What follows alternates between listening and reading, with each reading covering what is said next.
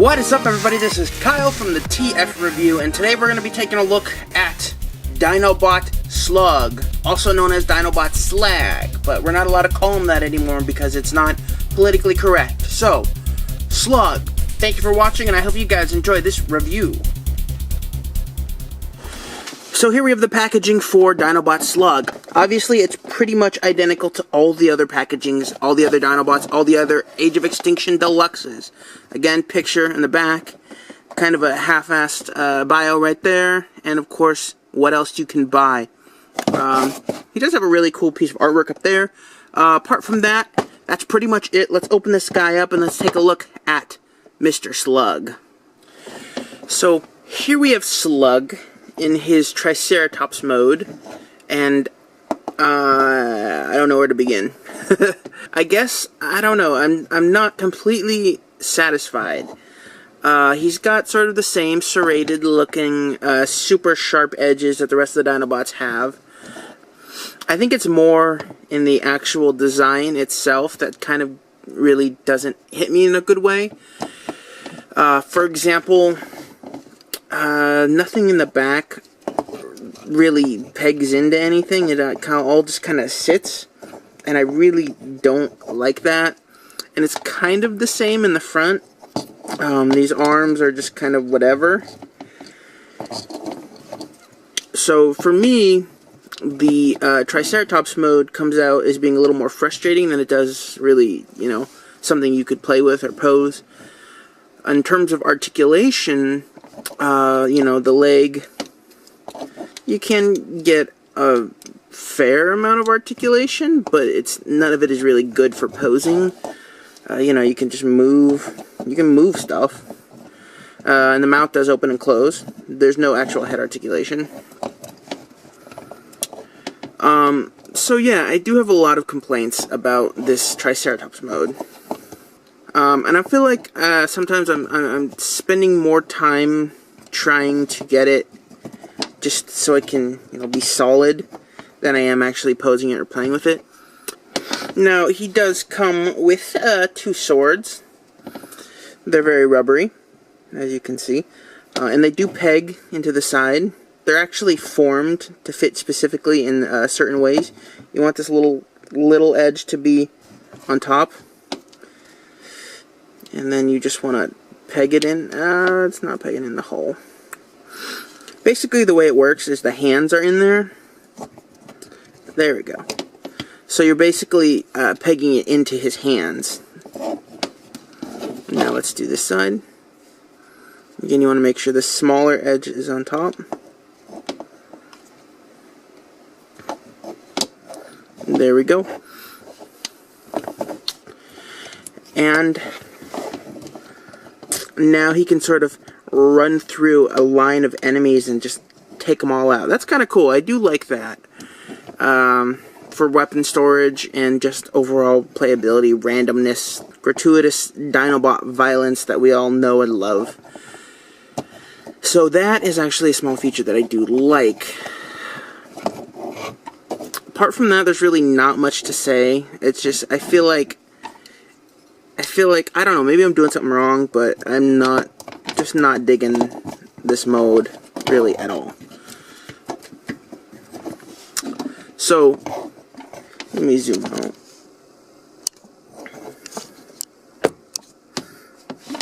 So to transform SLUG, basically what you want to do is you want to unfold his legs. And then you want to take his little feet and fold them down like that. And those are his Triceratops feet. Now you want to fold out his humanoid feet like so. Then what you want to do is you want to replace his Triceratops arms with his humanoid arms. And that's kind of weird. You just want to lift them up. And then you want to take these Triceratops arms and fold them down. So it's like this. Human arms, Triceratops arms. And now you can go ahead and form his arms. Now, I kind of just gave it away, but to do that, his whole head splits. And that's really kind of grisly, but at the same time it's really unique, and that is something that I can appreciate. Then to fold his arms, you just want to pop his hands out. Close them up like that. Do the same thing on this side. Fold the arms down. Make sure the hinge is facing forward so you can bend. And now lastly, what you want to do is you just kind of arrange the splitting headache guy thing. And by doing that, first you want to start by pegging in his Triceratops arms. Let's see if I can get this in focus. You'll notice there is a little peg right there. That pegs in somewhere around here. Oh yeah. That pegs into this little peg hole back here. So you just kind of have to adjust, and then you'll hear a clicking sound when you do get it finally. And then do the same for this side. You'll know when it's locked into place.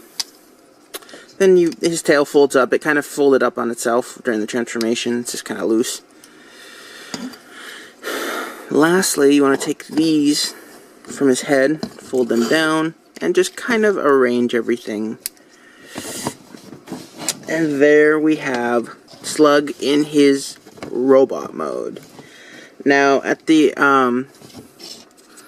30th anniversary Dinobot panel, one of the designers mentioned that when they were conceptualizing the Age of Extinction Dinobots, one of their descriptions in the movie script was that they're barbaric knights. And if that isn't a knight's helmet, I don't know what is. Anyway, I can't get it really in focus, but that right there is a knight's helmet through and through. I call him Sir SLUG of House Dinobot. Now, in terms of actual sculpting, he does look fairly nice. Posability is a little bit wonky. It could be better. You've got arm. It's really hindered by this whole splitting headache transformation, but you got arm can move in and out, bend. Hands can kind of move. They can't swivel because of the transformation. He does have a waist swivel if you're, into that. His legs are on ball joints and do bend in the knee, and his head is also on a ball joint. It's kind of really pointy. Now you can take his two rubbery swords and peg them back into his hands.